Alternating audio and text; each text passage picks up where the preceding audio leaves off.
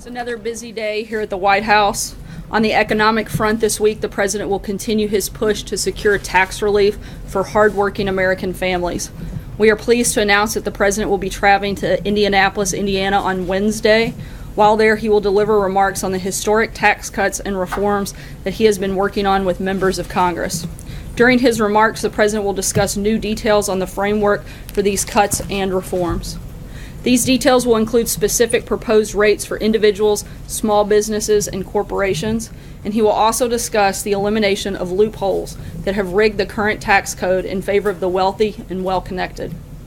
As the president has said before, we will give our workers the level playing field they deserve, and they will win. Because if the fight is fair, no one on earth can beat the American worker. These cuts and reforms will deliver massive job creation and economic growth, and we are confident in the American people will be very excited about what we are proposing. While working to grow the economy of today, the president will also sign a presidential memorandum to ensure that American children are empowered to succeed in the workforce of tomorrow. Technology is playing a growing role in our economy, and this means that technical knowledge and skills are more important than ever. But more than half of our schools do not currently offer courses in computer programming, and nearly 40% do not offer physics. The memo the president will sign today directs Secretary of Education Betsy DeVos to take several steps to address this issue for our students. First, it directs the Secretary to establish high-quality STEM education with a particular focus on computer science as one of the Department of Education's priorities. Second, it directs her to establish a goal of devoting at least $200 million per year in grant funds toward this priority. Finally, the memo directs Secretary DeVos to explore administrative actions that increase the focus on computer science in existing K-12 and post-secondary programs. This memorandum comes on the heels of the executive order the president signed in June to expand apprenticeships, giving more Americans the opportunity to earn while they learn and to receive skills training that will put them on the path to fulfilling work. The president believes it's our responsibility to give our students, especially underrepresented groups, minorities, and women, and those from rural communities, every opportunity to succeed.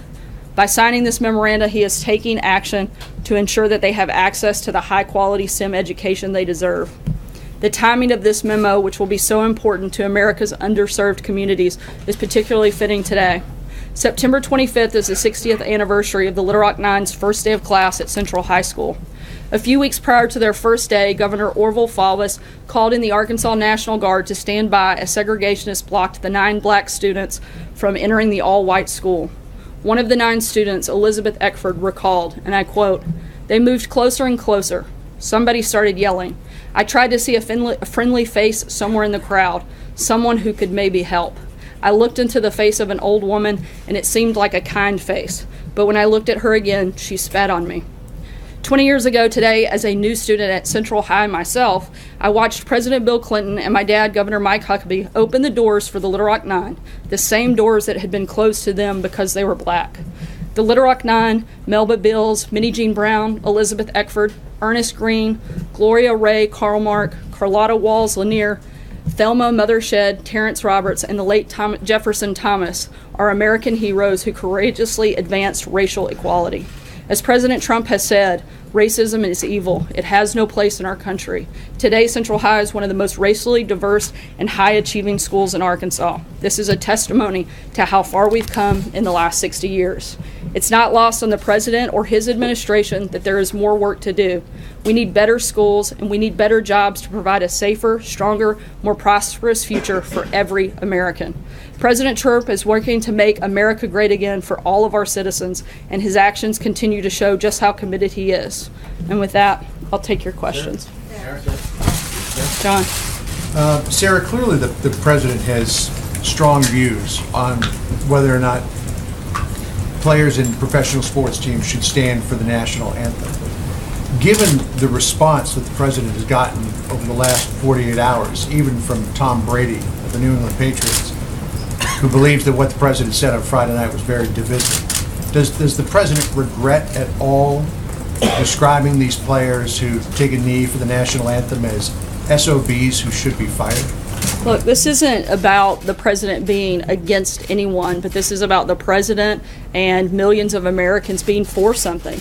being for honoring our flag, honoring our national anthem, and honoring the men and women who fought to defend it. I think General Martin Dempsey, the former chairman of the Joint Chiefs of Staff, said it best when he said this morning.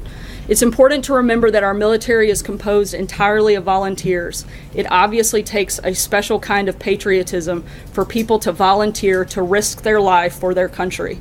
Theirs is not blind patriotism that pretends there is nothing wrong with the country.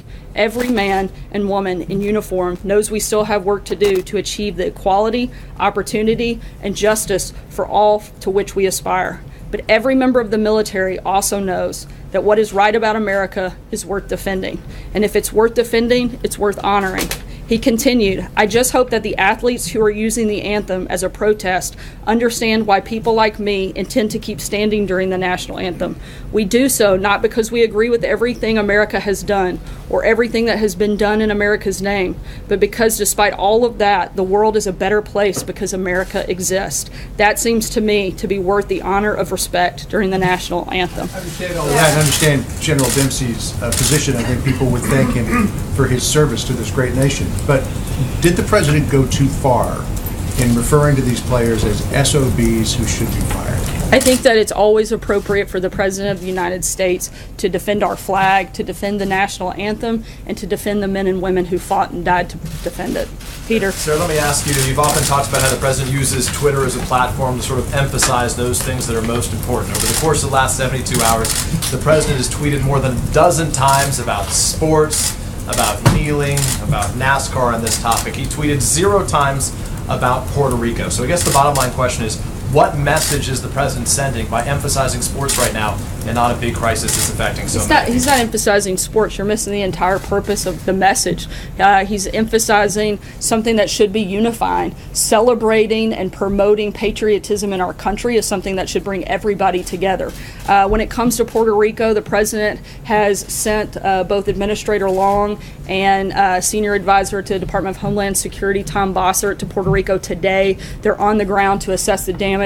We've done unprecedented movement in terms of federal funding to provide for the people of Puerto Rico and others that have been impacted these storms. We'll continue to do so and continue to do everything that we can possibly under the federal government to provide assistance. So to be very clear, you say the president is instead emphasizing something that brings Americans together. Then what message does it send for the president to stand behind the presidential seal at a rally in Alabama and call an American citizen who's expressing his First Amendment rights a son of a bitch? Again, I think it's always appropriate for the president to defend our flag, to defend the national anthem. Hold on, I'm not fishing. It's always appropriate for the president of this country to promote our flag, to promote our national anthem, and ask people to respect it. To promote the Jeff, First Amendment. Peter, I've answered your question. Jeff? Switching topics, Sarah. North Korea's foreign minister said that President Trump had declared war on North Korea and that it reserves the right to take countermeasures, including shooting down U.S. aircraft.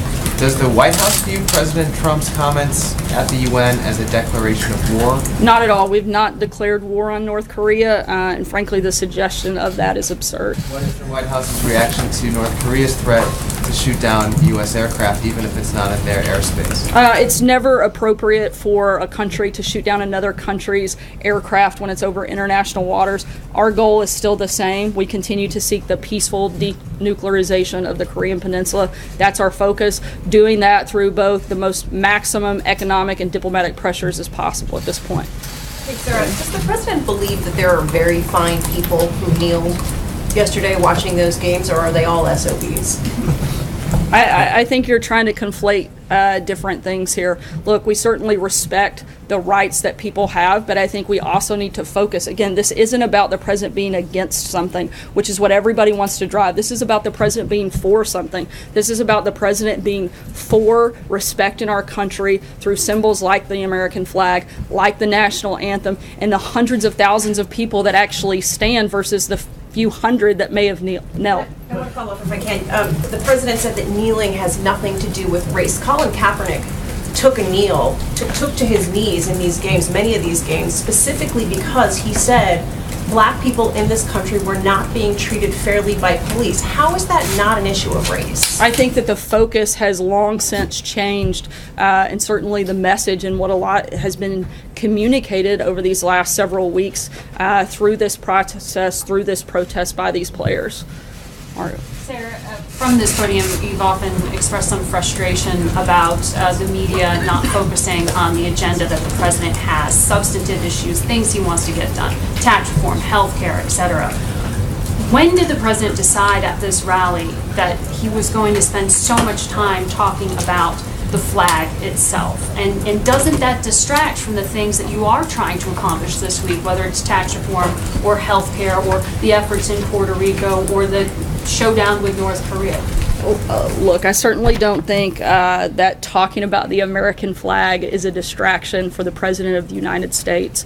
Again, this should be something that every American can get behind and support and celebrate, is national pride in our country, and supporting those that have fought and died to defend it from all different backgrounds. And so I think, again, that is certainly should be a priority of the president. But you act like that's all he did over the weekend. We also did a lot of other things that are continuing to push forward on tax reform, continuing to push forward on health care, continuing to push forward on the safety and security of the border in our country. He came to the rally with that in mind, though. That was a point. He said, I want to put this in the headlines. I'm not sure when that decision was made. I wasn't there, but I know that it's a priority for the president to always defend our flag, always defend the national anthem, and certainly to support the men and women in uniform.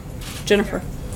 A couple questions, if you don't mind, Sarah. On the German election, has the president called Merkel yet to congratulate her on her win? I know they spoke on Friday, and they're working on timing for a second call of congratulations, but I don't believe that's taken place yet today. Why not yet? I mean, she won on Sunday. Is there a particular reason why he hasn't called? No, I think they're just working on the logistics piece of both leaders coordinating. So. And then on tax reform, can you say when the president was briefed on the Big Sixes plan? Has he signed off on that? Does the president have a final plan now for tax reform? I know he's had quite a few conversations with members of his team, both Secretary Mnuchin and Gary Cohn. Those will continue, and he'll make those announcements on specifics on Wednesday in Indiana.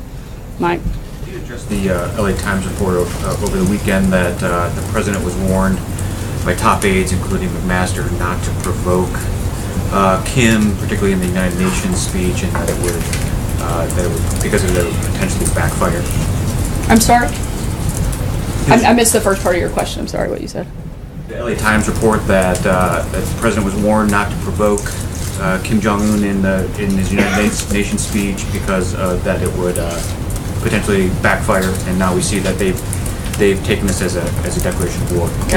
Sorry, as I've said many times before, I wouldn't use another news source as your source, but and I pushed back on that story at the time, but that's a false narrative. The national security team was involved and engaged throughout the speechwriting process, and was very happy with the president's speech at the UN.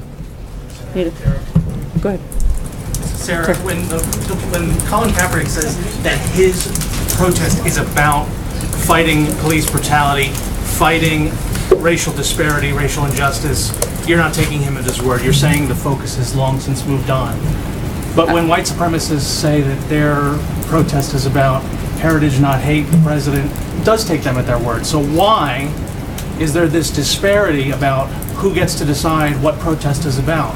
I think if the debate is really for them about police brutality, they should probably protest the officers on the field that are protecting them instead of the American flag. Sorry. I'm sorry. So I wanted to ask, on the interview the president gave this morning on the radio, he seemed pretty pessimistic about health care, and I wondered what his interactions were today. Is he calling individual senators? Is the vice president calling? I know the vice president had been doing that. What is his thought today? And do you think there will be a vote this week? Whether or not there's a vote, we sure hope so. We've been calling on Congress to do what they were elected to do, and certainly what most of them campaigned on, and that's to repeal and replace Obamacare. We're continuing to push forward. We know we can't live with the Obamacare status quo. It's a complete disaster, and so we're hoping that this moves forward and goes through. though? Is he doing something specific? He's continuing to be engaged both directly and through his team, legislative affairs team, and the vice president. Tomorrow he's going to New York. Can you tell us what that dinner is? It looks like some kind of fundraising dinner, as we've seen from some emails. Can you tell us what he's doing tomorrow? There is a fundraising dinner, and I'll have to get back to you with specifics. John Decker. This is a significant week, a pivotal week for the president, for Republicans. It's an opportunity, some are saying the last best chance for repealing and replacing Obamacare. And yet much of yesterday, the beginning part of today was focused, as far as the president is concerned, on the NFL, on players who take a knee. Can you explain how that's helpful to that effort of repealing and replacing Obamacare when the president spends so much time on that other issue, the issue involving sports? It really doesn't take that long to type out 140 characters, and this president's very capable of doing more than one thing at a time and more than one thing in a day. John Gizzi. You see, Sarah, how it's taken up so much oxygen, right? When the president speaks about that particular issue, you see how the majority of questions that have been asked of you so far today have been about this particular issue. Well, that's determined by you guys. He has a tremendous amount of power when he tweets, and we report on it. And so when he tweets something, it does take away from his legislative agenda. Would you not agree? No, I don't, because I think that it's important for a president to show patriotism, to be a leader on this issue, and he has. John Gizzi. Thank you, Sarah. Two questions.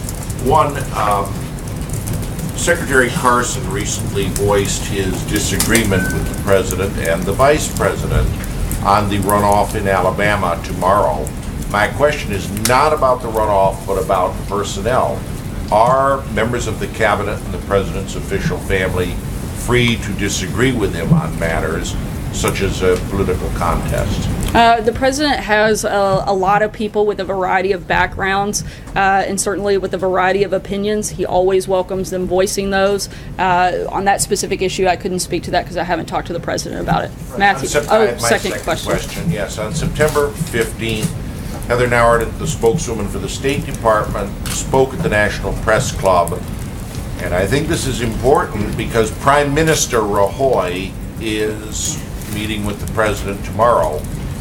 Ms. Nauert said that the U.S. took no position on the plebiscite that is scheduled in Catalonia October 1st about separating and becoming a separate country. And I quote, "We will work with any government or entity that comes out of it." End of quote. Now, does that mean that if Catalonia votes to secede from Spain, the U.S. is going to recognize it as an independent country? I don't have anything further than what Heather's already said on that issue. If it changes after that takes place, we'll let you know. Dave Boyer. Sarah, thanks. Is the White House reviewing Jared Kushner's use of a private email account for official government business, and how widespread is the use of private email accounts in this White House? To my knowledge, very limited. White House counsel has instructed all White House staff to use their government email for official business and only use that email. Has he instructed them since this came up? I think we get instructed on this one pretty regularly, so Matthew. Sarah, Politico's reported that Secretary Price has been taking private jets for months, and White House counselor Kellyanne Conway traveled with him to 6 states. So, given that Conway was on some of these trips, one, was the White House aware of Price's travel? And given that he spent more than $400,000 in taxpayer money on private jets just since May, is there any standard for what is and isn't tolerated by this White House when it comes to this kind of conduct? Yeah, this wasn't White House approved travel. This was done through the general budget at the Department of the Department of HHS, and I think Secretary Price addressed this over the weekend. They're conducting both an internal and an IG review, and all travel on private charter has been suspended until that's completed. So if I can just follow up on that, if I can get the White House's take now on that travel, since you said it wasn't approved ahead of time. And is it ever appropriate for a cabinet official to spend taxpayer money on private planes? And note I say private planes to differentiate from say, a military flight for national security purposes? I think there are certain instances where it probably is, but again, I think that has to be done at a case-by-case basis. I'm not going to give a blanket statement on hypothetical situations that I couldn't possibly be aware of. Whether or not the White House, now looking back on that, do you approve of that travel? The White House, again, that travel wouldn't have gone through the White House for approval, and so I couldn't speak to that. Mike? Two immigration-related questions. One, do you anticipate a refugee announcement in the next couple of days on both the cap on refugees from the president, which has to happen, I guess, before the end of the fiscal year, the end of this week? And if so, can you give us some sense of what that's going to be and what that's going to look like? Are there going to be restrictions built in? And then second, on DACA, there's been word now for a while of a set of principles that the president of the White House wants to put out to sort of describe the way forward towards a legislative deal. Is that something that you can give us some guidance on? On the first question, I expect that something will happen on that relatively soon, and when we have those details and it's appropriate, we'll be happy to share them. Again, I think it'll be soon, and we'll let you know when that's been finalized. In terms of your second question, yes, on responsible immigration reform, we will be putting out specific principles that the White House supports and would like to see done legislatively. When will that happen? Probably in the coming days. Sarah, can you just clarify that? Were you saying that? Are you encouraging NFL players to protest police? No, that's not what I'm saying. I was kind of pointing out the hypocrisy of the fact that if the goal is and the message is that of police brutality, which they've stated, then that doesn't seem very appropriate to protest the American flag. I'm not sure how those two things would be combined.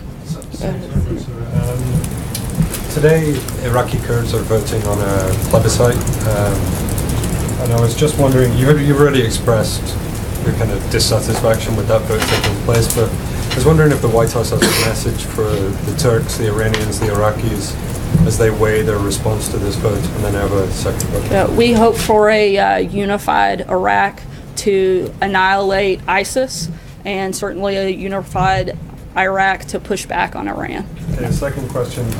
Why is Saudi Arabia not included in the list of countries under the travel ban? Because the way that the travel order has been placed is that countries have to meet a minimum baseline requirement and also be part of sharing information. Over this last period of time, they've stepped up and met those baseline requirements that the United States has laid out. Zeke. Just back to the situation in Puerto Rico, could you address some of the criticism from the islands and the territory's delegates, representatives, other lawmakers about the slow pace of federal assistance? What steps is the administration taking presently and in the coming days to sort of increase the pace of relief and aid flowing to the island, and more broadly, just the sense that it was the administration sort of caught flat-footed here after two other massive storms, that the third one was sort of, maybe, is that a bridge too far? Not at all. The federal response has been anything but slow. In fact, there's been an unprecedented push through of billions of dollars in federal assistance that the administration has fought for. Both, as I mentioned earlier, Tom Bossert and Brock Long are on the ground today to do a more thorough and deeper assessment of what needs there are. Our focus is still continuing to be on the life-saving efforts and the immediate disaster response efforts, which are still currently underway, and those funds have been secured and are available. And once we have a greater insight into the full assessment of damage, then we'll be able to determine what additional funds are needed. But we're still in that kind of that fact-finding process on that piece of it. George, I want to follow up on Jen's question earlier about tax reform. You didn't answer her question whether the plan that the president will be announcing Wednesday is finalized. We've heard a number of different statements from the president over the last several days and other administration officials about particularly where the corporate tax rate would be set. So is the tax plan finalized right now, what the president will be rolling out in 48 hours? There are certain details that are finalized, and the president will be announcing those on Wednesday. Jordan? Thanks, Sarah. To follow up on Zeke's question on Puerto Rico, what would the administration say to people on the island who are saying there's not enough time to do this big fact-finding mission. There's isolated areas in the island that don't have any water, electricity, gas. There's buildings that don't even have roofs, and there's water coming into houses. I mean, this has all been reported out there in the media. I mean, what would you say to people on the island who say that there's just not enough time and the aid needs to be rushed there immediately? Again, the response has been at an unprecedented level, and we're supplying federal assistance as quickly as possible. We're going to continue to do that. The president asked both Tom Bossert and Brock Long to go be on the ground and help come back and give us a list of what is needed and that we can turn around quickly. I'm talking about longer term assessment, which simply can't be done in a day. We want to make sure that the funding is provided, but we also want to make sure that we're actually funding the correct things. Sarah. Deb? Sarah. Yeah. Steve Bannon and another former White House official are supporting Roy Moore in the Alabama primary tomorrow. We also know that Bannon met with Denny Tarkanian, who is challenging Dean Heller. Does the president believe, he talked about loyalty Friday night, does he believe that he owes it to Republican senators who voted for a Senate health care bill to support them? How does he feel about his own people basically supporting a challenger, and has he spoken to them about it? As I've said many times before, due to the political nature of the question, I'm not going to weigh in on a specific race or involvement in a race. I'm asking about a principle here. I mean, the president talked about loyalty Friday night. Does he feel, on principle, that if Republicans vote the way he pushes them to, or wants them to, or asks them to, does he owe them something in return?